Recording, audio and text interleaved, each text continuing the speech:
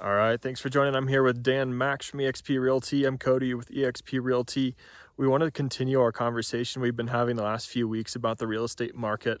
As you might have noticed, every news station is saying something a little bit scary and slightly conflicting, as is every real estate professional and every mortgage professional, conflicting yet scary, right?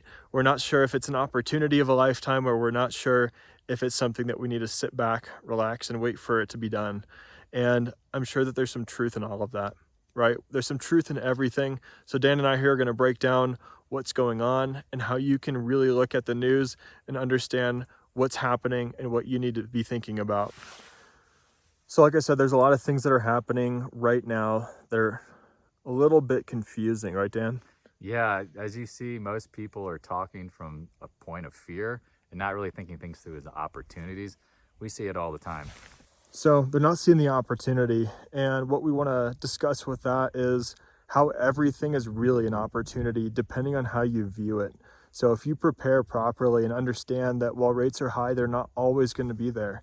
They've been a lot higher in the past, and although there's some controversy there about housing prices and inflation and how that doesn't match up, rates will go down. And what we know historically is prices will go up. So if you're looking for a long-term purchase, look at the opportunity knowing that you can buy in a dip, establish equity positions on the first day. If you're getting $50,000 or $60,000 under value, even $30,000 under value, it gives you a long-term opportunity compared to just looking at the extra $200, $300, $400 a month in your interest payments. As we always talk about, people regret not buying 1, 2, 3, 5, 10 years ago. It's always now. And this is the time to get started, have a plan, be thoughtful about it, and start getting into it.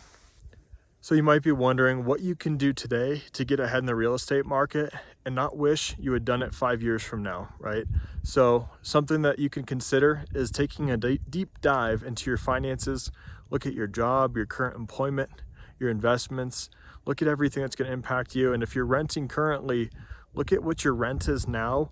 Understand it's 100% interest, not building you a dime of equity for your future. And that even if you're going to buy the same or a couple $100 more a month, that will contribute towards your future income.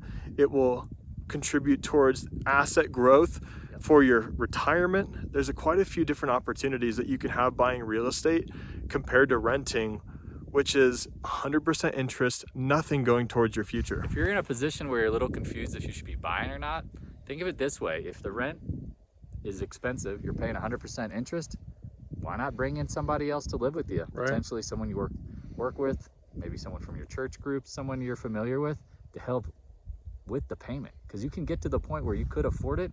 Extra $500,000 from another roommate could really help. That's right. So think about what $600 a month, $800 a month for a bedroom could do to offset that payment for the next 1 to 2 years. Maybe you're only going to live there for a year. You have 1 or 2 roommates just to acquire that first property. Yep. Offset it $1,600 with 2 roommates, something close to that. What makes it a lot more affordable to you, and thinking about in the future as a short-term opportunity to offset that payment so that you can afford it now, turn it into a rental in the next 1 to 2 years, buy something else, have a rental property that pays you and will become a bank for the future. Yep. What's the goal? 10 properties in what? 10 years. If you're an investor and also considering getting into the real estate market or adding more positions, just be thoughtful, have a plan, reach out to a professional.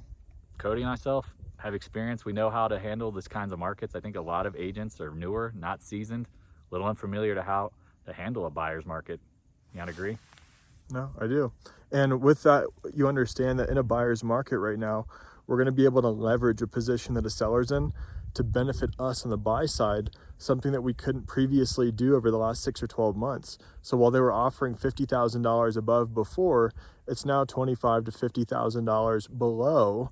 And we're getting a position to have purchasing power without as much. Yeah, we have concessions, but we don't have as much competition either. So you get the pick of the crop that matches your investment strategy.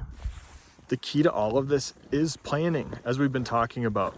Whether you're buying a property to live in or buying an investment property, you need to plan, and part of that is having the right professional team on your side to advise you, look at your current situation based on your goals, and help you make a smart, educated decision. So part of having that plan is having your professional team. Realtors like Dan and I are here to help you. We also have amazing lenders that we work with that do all types of mortgages for personal and investment properties. Reach out anytime. I'm Cody Walker, and this is Dan Max. We serve the Denver and surrounding markets and are happy to provide you world-class realtors anywhere else in the United States or abroad.